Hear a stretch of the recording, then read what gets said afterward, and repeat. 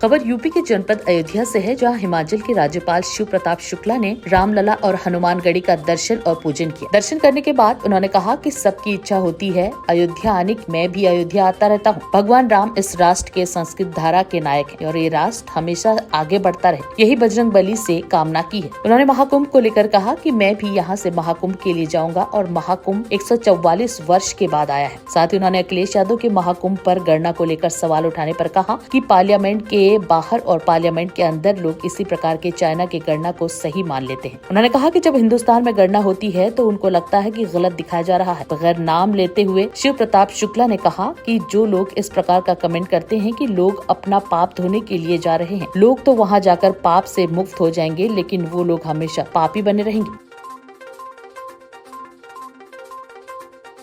जब व्यक्ति दर्शन पूजन करने के लिए आता है तो बड़े शुद्ध मन से आता है।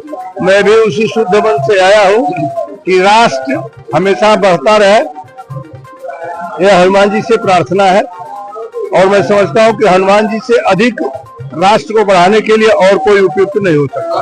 महाकुंभ में आयोजन हो रहा है, करोड़ों लोग आ रहे हैं।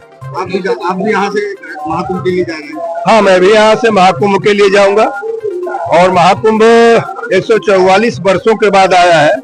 स्वाभाविक है कि अब की बार के बाद तो शायद संभव नहीं होगा कि दूसरे वो कर सके। मैं समझता हूँ कि सबको महाकुंभ में जाना चाहिए।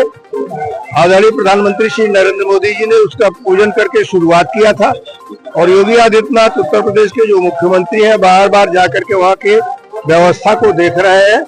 सब लोग कुंभ में जाएं, मैं भी इसी बात की प्रार्थना उनसे करता हूँ। आज महाकुंभ के बाद लाखों की पब्लिक अयोध्या भी आ रही है। पहले इतना नहीं आती थी। पहले अयोध्या और आपके अयोध्या जब राम विराजमान हो गए हैं तो सभी आएंगे। राम विराजमान हो जाने के नाते अयोध्या की भव्यता अपने आप बढ़ती चली जा रही है। लोग राम की प्रतीक्षा कर रहे थे। इसी अयोध्या में जहाँ राम जन्मे थे लोग प्रतीक्षा कर रहे थे। अब जब राम स्वयं आ गए हैं तो लोग तो आएंगे ही। पार्लियामेंट के अंदर और पार्लियामेंट के बाहर लोग इसी प्रकार के चाइना के गणना को तो सही मान लेते हैं और हिंदुस्तान में जब गणना होती है तो उनको लगता है कि गलत दिखाए जा रहे हैं।